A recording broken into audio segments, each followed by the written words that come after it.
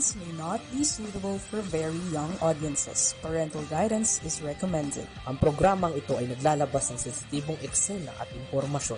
Striktong patnubay at gabay ng magulang ang kailangan.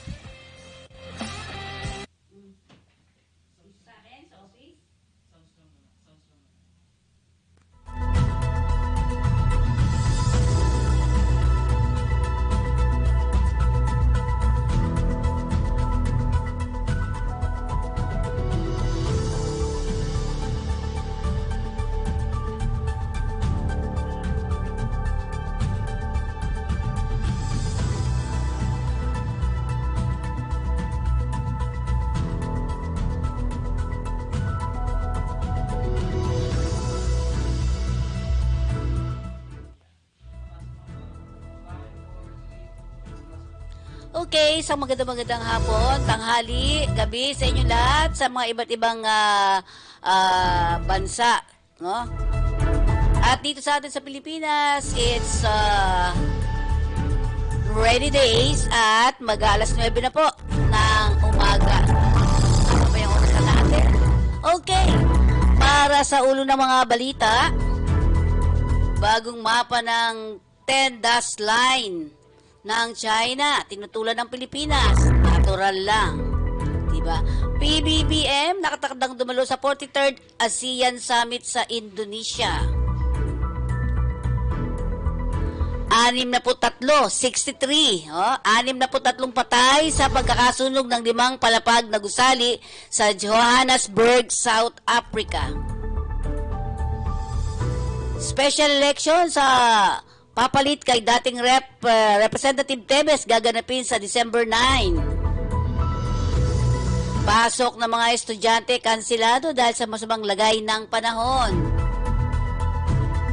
BSP nakikita ang inflation 4.8% hanggang 5.6% para sa buwan ng Agosto. Motorcycle rider na nakasagupan ng pulis sa viral video na pag-alaman na hindi dating sundalo at may dati ng kaso. Pinsala naman sa agrikultura dahil sa bagyong Goring umabot na sa 375 million pesos. Sa kabuuan ng ating balita, tinutulan ng Pilipinas ang paglalabas ng Ministry of National Resources of the Philippines Republic of China ngayong taong version. Ang version nito ay standard map dahil sa pagsama nito sa 9 dust line na ngayon ay ginawang 10 dust line. 10 dust line na nagpapakita halos ng kabuuan ng pinagtatalunang karagatan. Samantalang iginiit naman ng Department of Foreign Affairs o DFA sa isang statement na walang basihan sa ilalim ng international law, particular sa 1982 United Nations Convention on the Law of the Sea. Ang panibagong pagtatangka ng China na gawing lehitimo ang sinasabi nitong soberanya at jurisdiksyon nito sa maritime zone at features ng Pilipinas. Kabilang kasi sa nakasama na sa 10 dust line map ng China ang West Philippine Sea na tinatawag ng gobyerno ng Pilipinas sa parte ng pinagtatalunang karagatan ay nakapaloob sa exclusive economic zone ng ating bansa na pilit namang inaangkin ng China. Sinabi din ng DFA na una ng pinawalang bisa ng arbitral award na ginawad sa Pilipinas noong taong 2016. Ang 9 dust line ng China kung saan nakasaad na ang maritime areas na pinagtatalunan ng karagatan na pinapalibutan ng parte ng 9 dust line ay salungat sa UNCLOS at walang legal na epekto sa pagpapalawig ng China ng geographic at tunay na limitasyon nito sa kanilang maritime entitlements sa ilalim ng convention. Sa huli, nananawagan ng Pilipinas sa China na kumilos ng responsable at tumalima sa mga obligasyon nito sa ilalim ng UNCLOS at sa sa pinal na umiiral ng 2016 Arbitral Award o Arbitral Awards. Sa bagong 10-dash line ng China, inilagay sa malapit sa Taiwan upang mapakita ang status ng naturang teritoryo bilang isang Chinese province. Saklapan. Samantala, sa ilang ulat pa natin, dadalo si Pangulong Ferdinand Marcos Jr. sa Indonesia para sa 43rd Association of Southeast Asian Nation o yung ASEAN.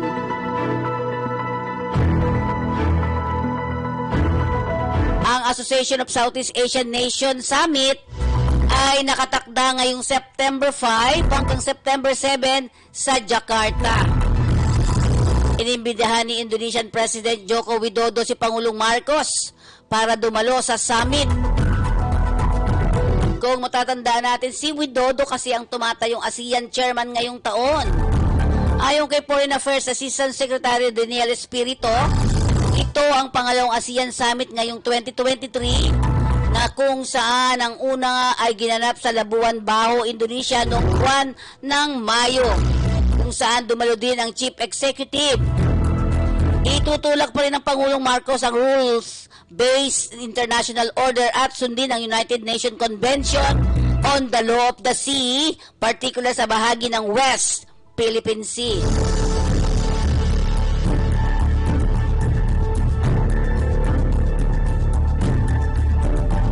Patay ang 63 katao dahil sa naganap na malaking sunog sa 5 palapag ng gusali ng Johannesburg sa South Africa. Pumalo sa 43 ang sugatan na naitakbo ang mga ito sa pagamutan. Maaring madagdagan pa ang bilang ng nasabing nasawi dahil sa nagtamo ng malubang sugat ang ilan sa mga biktima. Ayon kay Emergency Service Spokesperson Robert Malawduski, na dinala pa ito sa ibang mga pagamutan sa ibang bayan ang sugatang biktima. Inaalam pa naman ng otoridad ngayon ang pinakasanhi ng naturang sunog. Gaganapin sa December 9 ang special election para sa 3rd Legislative District ng Negros Oriental. Upang punan ang bakanting posisyon dulot ng pagpapatalsik kay dating Representative Arnolfo Arnie Tevez Jr. Ito'y matapos matanggap ni Commission on Election o COMELEC Chairman George Garcia ang Certificate of Permanent Vacancy and Resolution calling for a special election mula sa House of Representatives. Sinabi ng poll body na maaaring maghain ang mga aspirante ng kanilang Certificate of Candidacy o yung ating tinatawag na COC mula November 6 hanggang 8.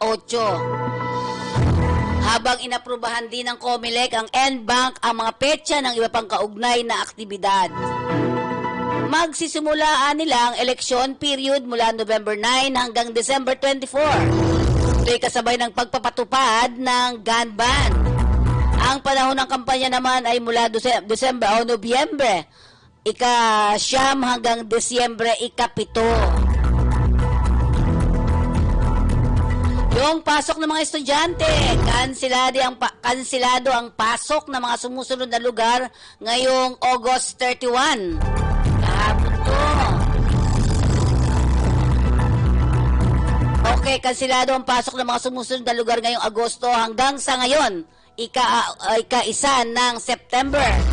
Dahil ito'y bunsod sa masamang lagay ng panahon dahil sa bagyong Goring at Habagat. Sa Metro Manila, all levels public and private. Malabon, all levels public-private. Marikina, ganun din. Sa Navotas at Caloocan. Samantalang all levels and public and private sa Cainta, Rizal Province, Ilocos Norte, Abra, including public and private, including works in the government. Bagay, Cagayan, all levels and public-private. Ganon din po ang Apari, Bacolod City. Ito po hanggang September 1.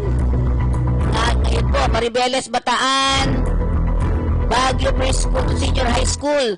Tuba, Benguet Preschool to Senior High School.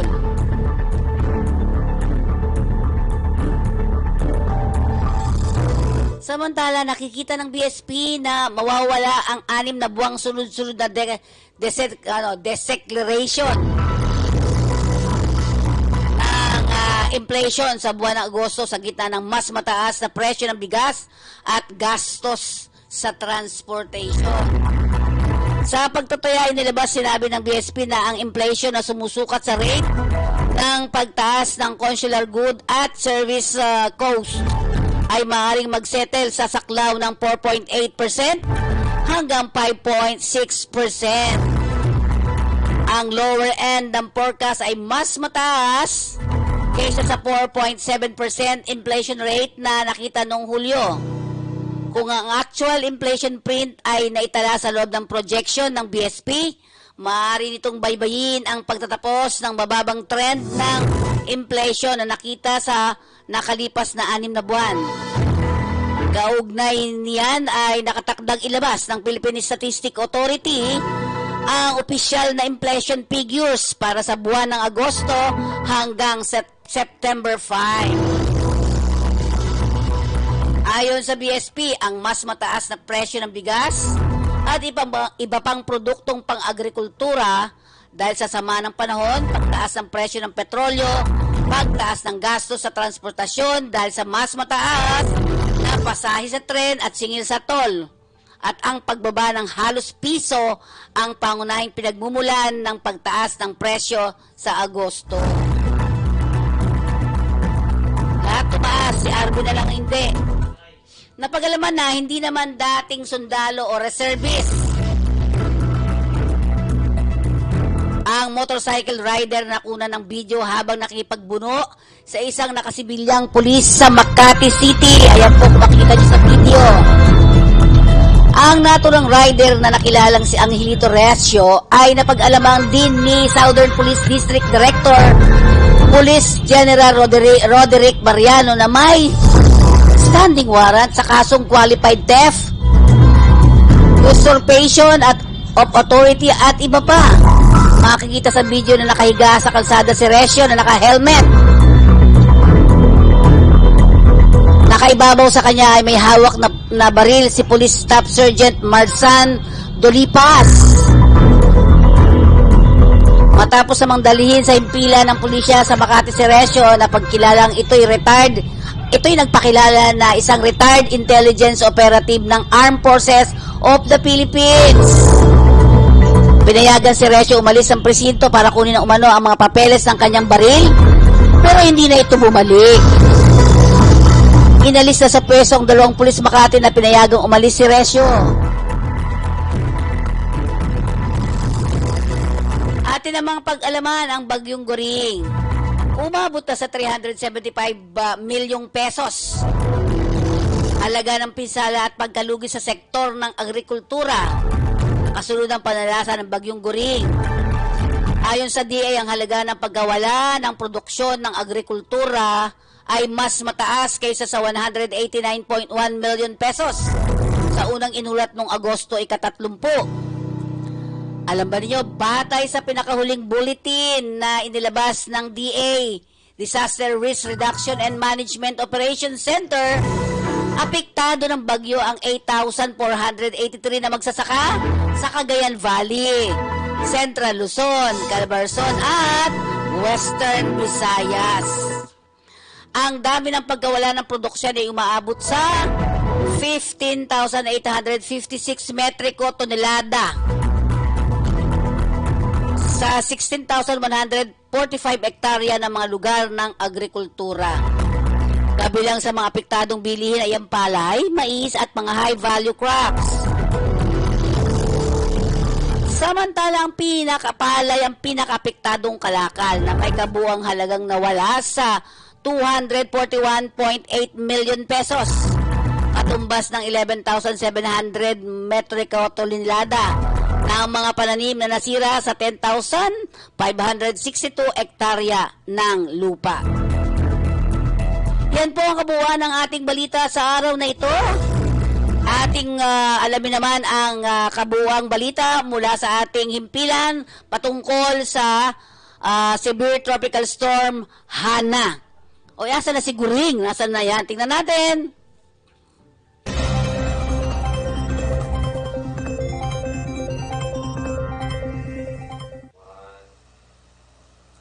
Magandang umaga, ako po si Benison Estareja. Meron pa rin tayong update regarding sa ating monitor na si Severe Tropical Storm Hana with international name na Haiku. Huli pong namataan ng sentro ni Bagyong Hana, 870 kilometers silangan ng extreme northern zone at taglay pa rin ng hangin ng 110 kilometers per hour malapit dun sa kanyang sentro at pagbugso hanggang 135 kilometers per hour. Kumikilos pa rin ito west-northwest sa bilis na 20 kilometers per hour. Samantala, itong si Bagyong Saula ay from super typhoon, naging typhoon na lamang puno. Ito si dating Bagyong Guring at namataan 530 kilometers kaluran ng Itbayat, Batanes at patuloy palayo sa ating kalupaan pero patungo dito sa may southern China, kabilang Hong Kong and Macau. Itong si Bagyong Saula, Severe Tropical Storm Hana at isa pang Severe Tropical Storm sa malayong parte ng ating Pacific Ocean ay nagayanan po ng habagat or southwest monsoon lalo na dito sa malaking bahagi po ng Luzon.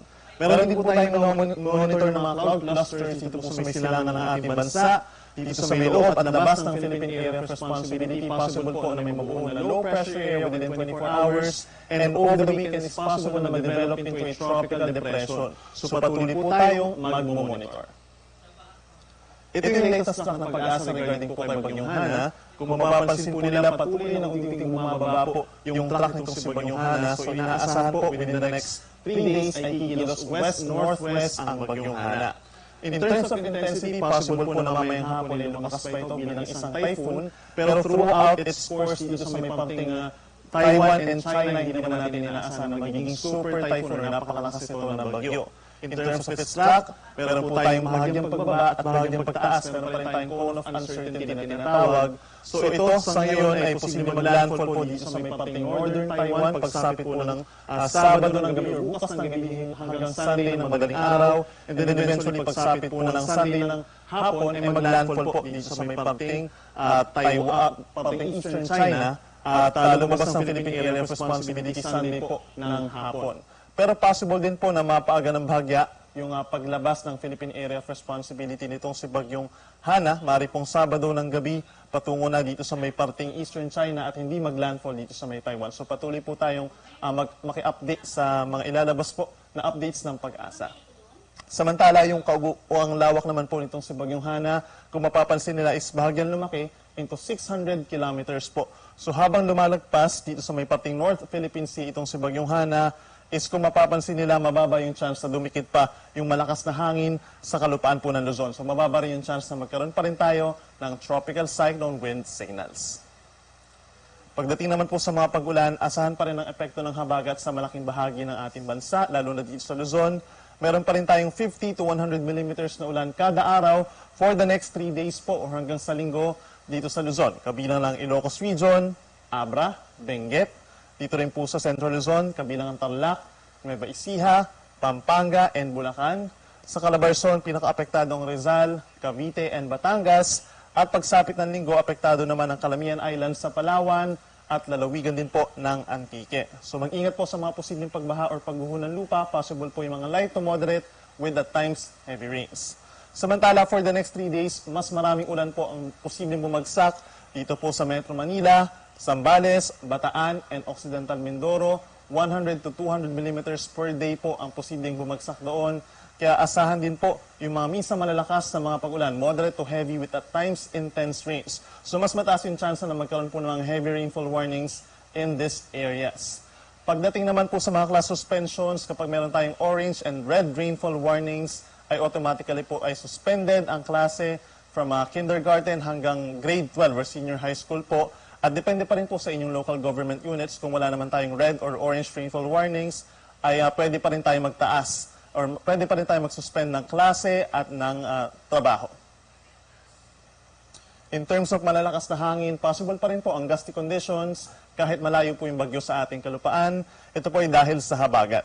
For today, asahan po sa Cordillera Region ang mga pagbugso ng hangin habang ngayong araw hanggang sa linggo. Asahan din po ang mga pagbugso ng hangin over Batanes, Ilocos Region, ngayon din sa malaking bahagi ng Central Luzon, Zambales, Bataan, Bulacan, and Aurora. Dito rin po sa Metro Manila, malaking bahagi ng Southern Luzon, Calabarzon, Mimaropa, and Bicol Region, ngayon din sa Western Visayas at sa northern portion of Eastern Visayas. Mas malakas po yung hangin dito po sa may coastal areas at sa mga bulubundukin na lugar. Meron din po tayong gale warning pa rin sa malaking bahagi po ng ating bansa. Dito pa rin po sa may northern seaboard of extreme northern Luzon po, dito rin po sa may Ilocos Region, hanggang 5 metrong taas na mga pag-alon po ang posible, habang sa natitirang baybayin naman ng Luzon, dito rin po sa may Western Visayas, except dito sa may parting Negros Occidental, at sa seaboard ng Northern Samar, meron tayong 2.8 to 4.5 meters. So nasa 1.5 palapag po ito ng gusali. Delikado ang mga pag-alon nito sa maliliit na sasakyang pandagat. So maaari po magkaroon ng mga sea travel suspensions for small sea vessels, at delikado rin yung mga pag-alon sa mga katamtaman at malaking sasakyang pandagat. Ngayong araw, asahan po yung pinakamalaking tsansa ng mga pag-ulan dito po sa western sections kabilang ng Ilocos Region, Abra and Benguet. Dito rin po sa may Central Luzon, Zambales, Bataan pa rin, Tarlac, Pampanga, Nueva Ecija, and Bulacan. Dito sa Metro Manila, Rizal, Cavite, Batangas, at dito rin po sa Occidental Mindoro. So mag-ingat sa mga posibleng pagbaha or pagguho ng lupa. Lahat po ng mga pag-ulan ay dahil sa habagat. Samantala, dito naman sa rest of Cordillera Region, Batanes and Babuyan Islands, rest of Central Luzon, rest of Calabarzon, and rest of Mimaropa, asahan din po yung kalat-kalat na ulan and thunderstorms ngayong araw, habang sa ilang bahagi pa ng Cagayan Valley and Bicol Region, bahagyang maulap at minsang maulap ang kalangitan, nasasamahan lamang po ng mga saglit na mga pag-ulan dulot ng localized thunderstorms. Sa ating mga kababayan sa Visayas, Antique pa rin po ang pinakang uulanin epekto ng southwest monsoon, and for the rest of Visayas, bahagyang maulap at minsang maaraw naman po ang kalangitan. May chance rin ng mga pag-uulan, lalo na sa malaking bahagi ng Western Visayas, tanghali pa lamang, at possible din po yung mga pulupulong ulan sa hapon at gabi. Sa ating mga kababayan sa Mindanao, pinaka-apektado pa rin po ng southwest monsoon itong western sections. Sa Buanga Peninsula and Bangsamoro Region, hindi naman po tuloy-tuloy yung mga pag-ulan, bahagyang maulap na kalangitan, pero mas mataas ang tsansa ng localized thunderstorms. Dito pa rin sa may northern Mindanao at sa may bahagi po ng Caraga Region, itong Surigao del Sur, Agusan del Sur, mataas din po ang chance ng mga pagkidlat pagkulog pagsapit po ng hapon at gabi. For the next 3 days, asahan pa rin ang epekto ng southwest monsoon or habagat na siyang pinalalakas ng mga bagyo sa silangan po ng ating bansa. So for Metro Manila, for the next 2 days, paminsan-minsang malakas na ulan pa rin po ang mararanasan. So kung lalabas po ng bahay, ay magdala po ng pananggalang sa ulan or even sa baha. At pagsapit naman ng Lunes, bahagyang hihina ang mga pag-ulan, kalat-kalat na ulan and thunderstorms, dulot pa rin ng habagat. Sa mga mamamasyal po over Baguio City, magdala po ng payong dahil asahan pa rin ang maulang panahon for the next 3 days. Meron tayong mga light to moderate with at times heavy rains dulot ng habagat, so mag-ingat din po sa mga pagguho ng lupa. Sa ating mga kababayan over Bicol Region, by tomorrow, asahan pa rin po ang generally fair weather conditions apart from some localized thunderstorms sa hapon. Then pagsapit ng Linggo and Lunes, malaking bahagi ng Bicol Region ang maulap ang kalangitan at sasamahan din ito ng kalat-kalat na ulan and thunderstorms dulot ng southwest monsoon. Sa atong mga kaigsuonan din na over Metro Cebu for the next 3 days, ay bahagyang maulap hanggang kuminsan maaraw ang kalangitan lalo na bukas. Then may chance po ng mga localized thunderstorms pagsapit ng hapon at gabi. At panghuli sa atong mga kaigsuonan din na over Metro Davao, mainit at malinsang ang panahon ng mararanasan for the next 3 days. Mayroong mga pag-uulan, localized thunderstorms lamang po, so wala itong kinalaman sa bagyo or low pressure area. Si Haring Araw ay sisikat 5:44 a.m. at lulubog 6:08 ng gabi. Yan muna ang latest mula dito sa Weather Forecasting Center ng Pag-asa. Ako muli si Benison Estareja. Mag-ingat po tayo. Okay, maraming salamat sa DOST Pag-asa. Ayan ang kabuuan ng ating ulat panahon. So mayroon pa rin mga pabugso-bugsong ulan, di ba? Ako nga po ay kahapon ay lumusong sa tubig dito sa Taft Avenue kasi hanggang doon na lang kami from San Andres. Hindi na ako inabot, ay binaba na lang ako doon ang aking sasakyan kasi hindi na makakalusong. Nilakad ko kaya yan hanggang doon sa George Bucobo. Ang taas po ng tubig. Okay. Sige, tingnan naman natin ang ilang pang porsyon ng pagbabaha kahapon. So, tingnan natin ito ang Bukawi, Bulacan. Diba? Ayan. Kung makikita po natin talaga naman, lagpas na doon sa ano? Siyempre, nagpapasalamat tayo sa mga netizens na kumuha ng video na ito. Okay? So, ayan. Hagunoy, Bulacan. Next natin. Ito, tubig naman ito. Sabay Hagunoy, Bulacan. Kaya po kalaki. Ganyan din kaya kahapon sa may TAF. Papuntang Supreme Court. Diba? Yung sa may Paura.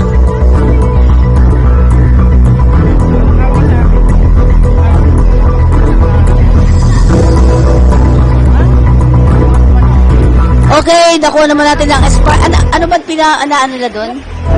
Yung pader? Okay. Naku, laki nga ng bahay mo. Ay, ganyan naman. Okay, next natin.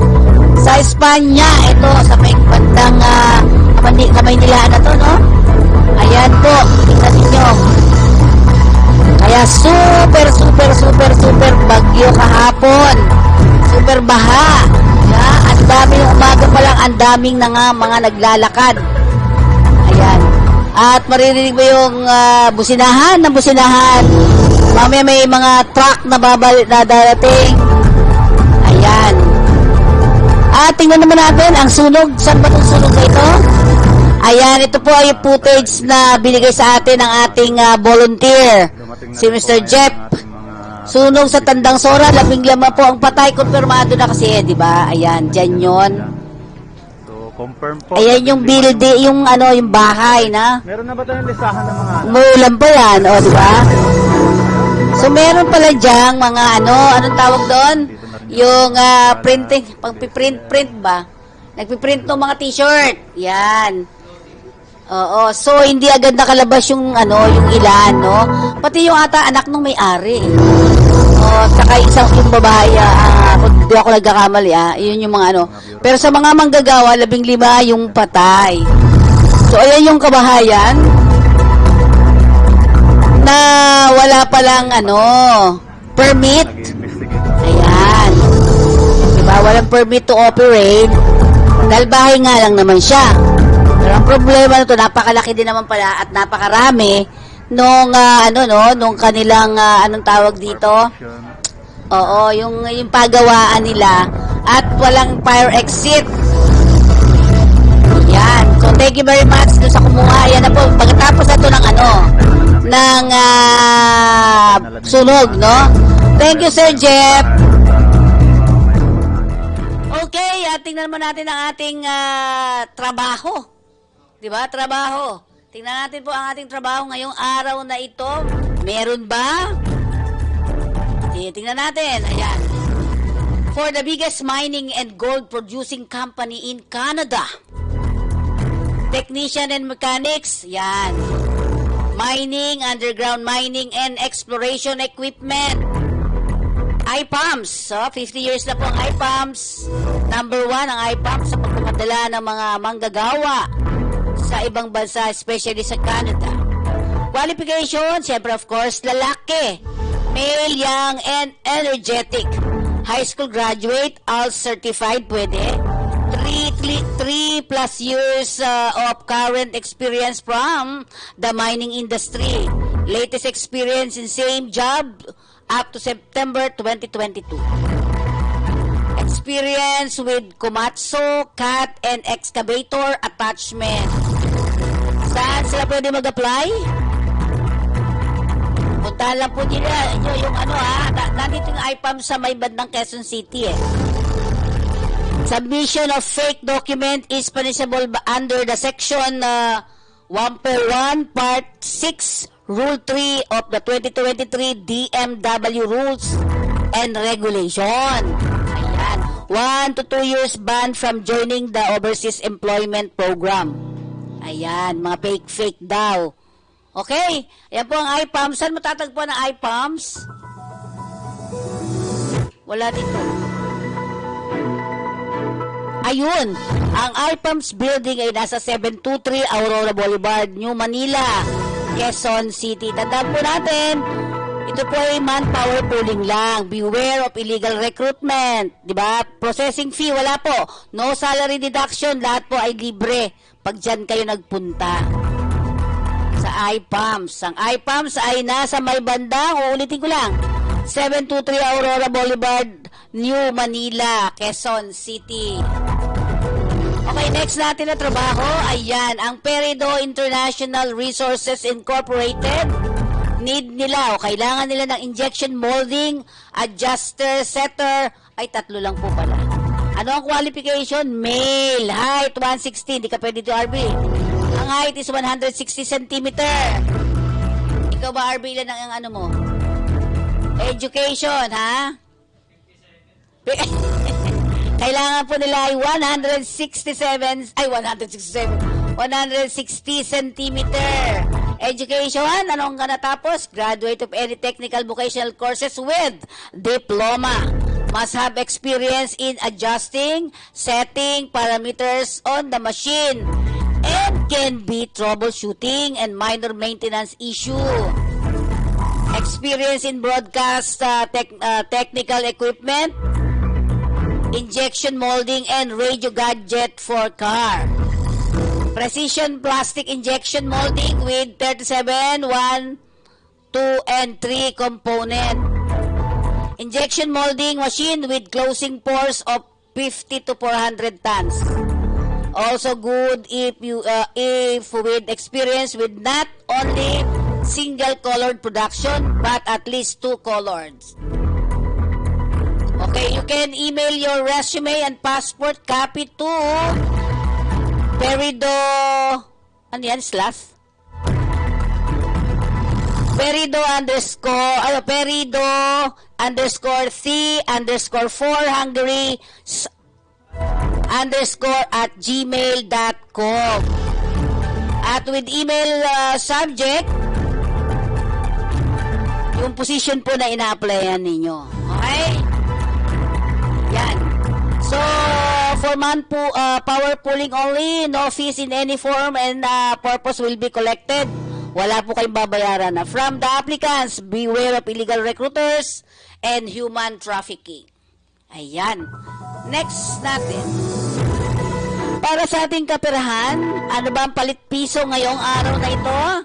Tingnan natin, ang US dollars ay pumapalo sa 56 pesos and 63 centavos. Habang ang euro ay nasa 61 pesos and 40 centavos.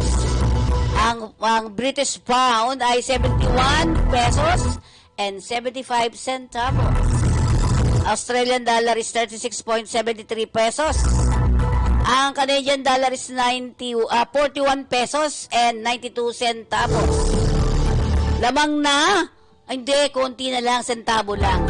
41.92 centavos. Diba? Ayan. Swiss franc ay 64.11 pesos. 64 pesos and 11 centavos. Ang Malaysian ringgit ay nasa 12. 12 pesos and 20 centavos. Habang ang Japanese yen ay nasa 0.3892. Yan. So yan po ang ating kaperahan sa araw na ito. Ang ating mga paalala sa inyo, manood po kayo, ha? Ito.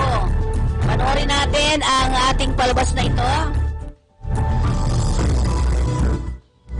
The Pinoy Ghost Tales. Ayan. Wala. Ngayon na po itong September. Sige. May labas natin yung kabuuan trailer.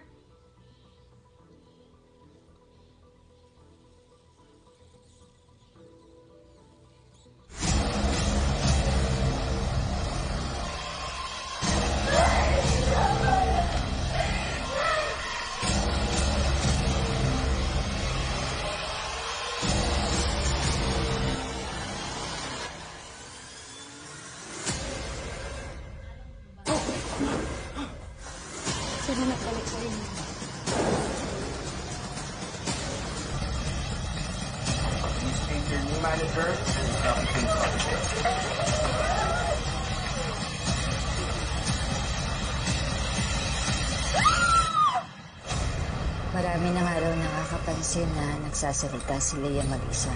Wala namang kausap. Talaga po? Kanina ka pa ba dyan? Mag-pay na po ba, Direk? Diyan na! Dead on arrival ang isang babae matapos itong mabangga dito sa kabanan ng Manchili Street, Guagua, Pampanga. Alam mo na naandito na yung pangkay mo. Matulog ka na.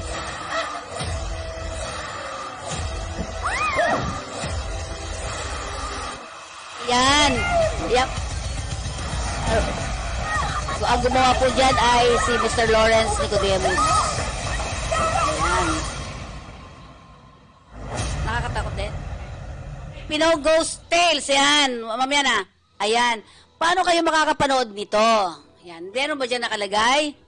Paano tayo makakapanood dyan? Pwede kayong manood sa ating, dito lang, sa ating Yan. Panoorin po natin ito. Pwede kayong September na. This coming September. Ayan, sa I1 TV. Hindi natin mapakitang malaki. Ha? Sige, basahin natin kung ano yung mga nakalagay dyan. Okay, yan. Pinoy Ghost Tales by Mr. Lawrence Nicodemus. The producer and the writer. Ayan. Yun pala.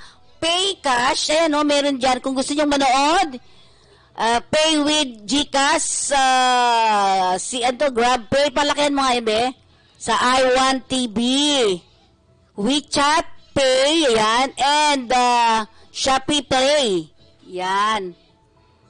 Pay with your credit card, ayan, pwede po natin mapanood yan. Pinoy Ghost Tales, ayan. Paano ba makakapanood? Pwede yung panoorin yan sa I1 TFS, yan. Pay with GCash, GrabPay, Maya, WeChat Pay. Yan, pwede kayo magbayad dyan. Mura lang 149 yata. Pesos, 100. Ay, tama ba? 149 pesos. Sa Shopee Play. Ayan, Go to Ticket, I1 TFC. Yan. Pay with your credit card or debit card. Go to i1tfc.com. Ayan. Pinoy Ghost Tales. Panoorin natin nga ulit. Oo, ayan Ayan po, directed by, producer by, and written by Mr. Lawrence Nicodemus. Pinoy Ghost Tales. Napakaganda niyang mga mapapanood nyo. Yan. Kita niyo po, I1 TFC, doon kayo papasok. Pay with your GCash, GrabPay, Maya, WeChat Pay, and Shopee Pay. Pupunta po kayo muna sa para makabili kayo ng ticket. Go to ticket.i1tfc.com. Ayan. Yan po. At ngayong Sabado, pwede rin natin mapanood. Ano ba yung mapapanood natin ngayong Sabado? Ito ay sinulat din naman ng aking anak. Ito sa Channel 7 yung mapapanood to. Maganda din para kayo naman maging masaya. Ayan. Pinapunta mo na. Uy, maganda yan. Napapanood ko rin yan. Di ba? Oo, di ba? Ang mga ititrain ko? Dapat kapag may customer kayo, parang nililigawan niyo sila. Pogi ba ako? Hindi Ligaw ba ka mo? Finally, I met you. Panoorin po natin yan. This coming bukas. Alas 9:30. Yan. Open 24/7. Sabado po yan. Ayan. Best weekend, di ba? Ako pinanood ko yun kahapon. Okay. So, yan ang ating kabuuan ng ating balitang halian. And of course, magpaalala muna tayo mula sa ating himpilan.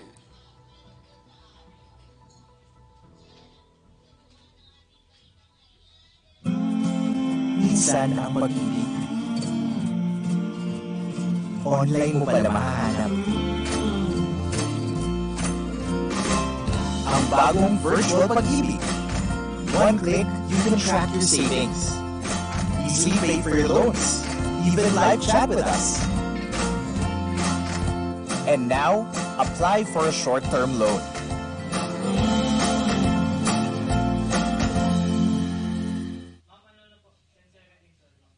Okay, yan po ang ating cafe and restaurant, Sincerity Cafe and Restaurant. Inyong matatawagan sa 824-19990 and 824-19972. Sincerity Restaurant, Cafe and Restaurant na matatagpuan natin sa iba't ibang lugar dito sa Kamaynilaan at sa Quezon City. Meron po tayo sa Quintin Paredes Street, Binondo, Manila, and 238 Banawi Center, Banawi Street, Barangay Manresa, Quezon City. And of course,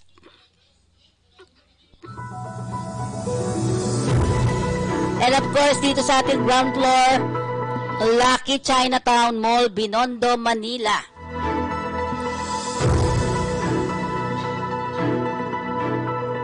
Meron din tayo sa Piggy Barra Street, Hardboard Street, Baguio, San Juan. Meron din tayo sa Robinson's Magnolia and SM Mega Mall.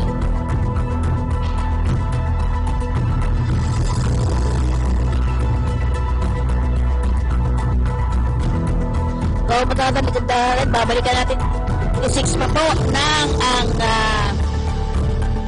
ang ating sincerity ay itinayo ng ating mga kaibigan, ang pamilya Uy.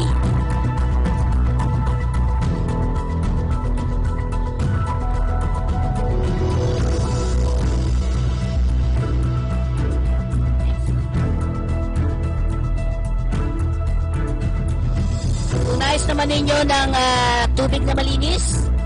Ayan, family pack. May 8 and 10 na nga dito di ba? Ang pure distilled drinking water, absolute. Ayan. Personal, pwede doon yung mga maliliit na bottle. At kapag kalandyan na kayo, syempre of course, pinita lang kayo ng pera ng inyong pamilya, balit mo na, di ba? Punta, sakay na tayo papuntang Boracay, punta kung saan-saan. Ayan, ang ating flag carrier ng bansang Pilipinas ay ang Philippine Airlines.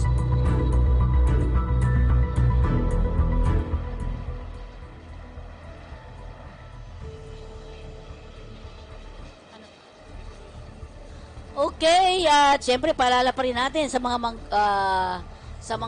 kaibigan natin, nais niyo po magbasa ng libro, eto po, yan.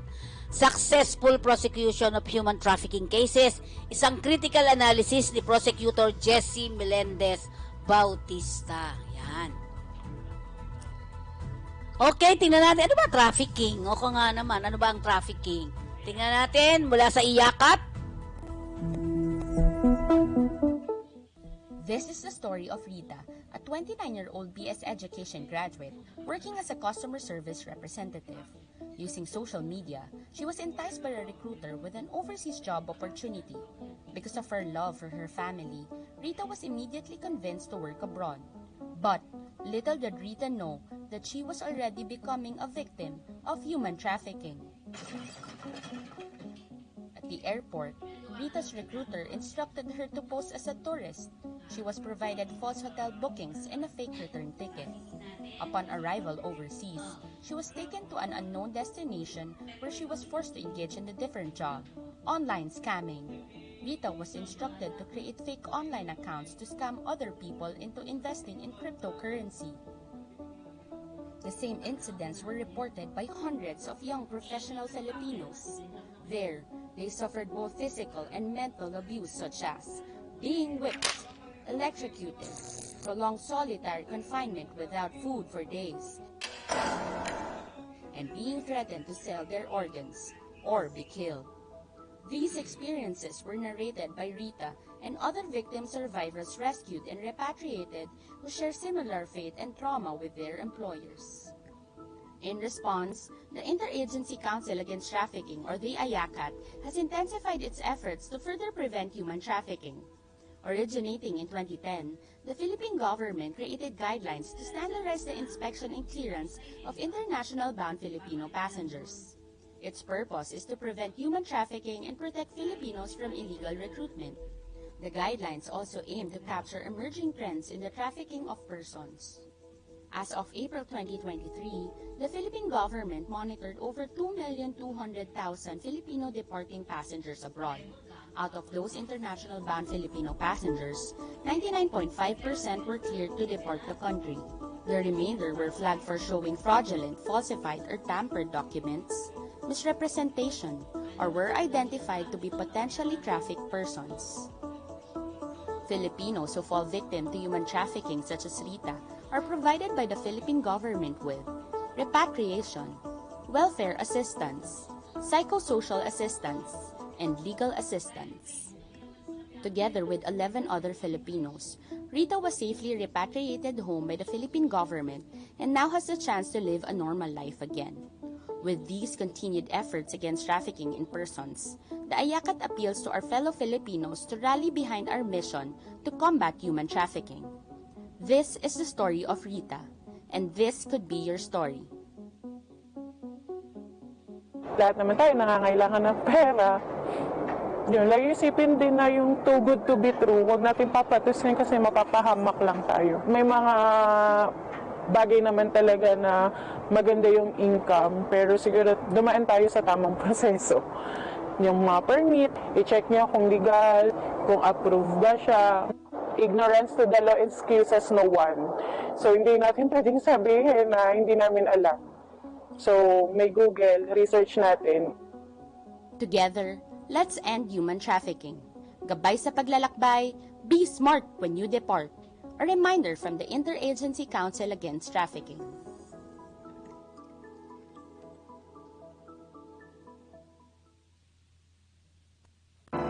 Ang human trafficking ay isang makabagong paraan ng pang-aalipin. Ito ay paglabag sa dignidad ng tao. Ito ay isang krimen. Ang human trafficking ay ang pagkuha at paglilipat ng tao sa pamamagitan ng dahas at panglilinlang upang pagsamantalahan sa paraang prostitusyon, pornografiya at iba pang uri ng sexual na pananamantala, pang-aalipin o sapilitang paninilbihan, mail order bride o pag-aalok ng kasal sa isang dayuhan at ng Filipina na may kapalit na bayan, pagtanggal at pagbebenta ng mga bahagi ng katawan, pagkuha at paggamit ng bata para sa ilegal na gawain, kabilang ang pagsali sa mga armadong pakikibaka, o pag-aampon ng bata upang sila ay pagsamantalahan. Sama-sama nating labanan ng human trafficking. Laban kontra human trafficking ay laban nating lahat.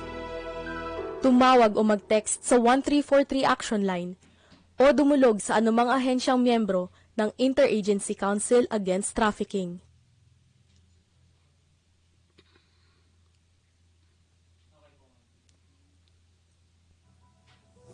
Okay, balik tayo sa ating programa. Sa araw na to, ang ating balitang halian ay handog sa inyo ng Kakampi Online. Pero ngayon po, pasamantalang nasa Kakampi Live muna po tayo dahil nahack po ang ating Kakampi Online. Ayan. Pero mababalik na rin po natin kasi nai-report na rin naman natin. Okay, so muli po ito ang yung lingkod Penny Codemus dito sa ating Kakampi. Kung may naapi, meron po tayong Kakampi. Kaya huwag po kayo bibitaw sa ating balitang halian. Araw-araw po ito. See you Monday!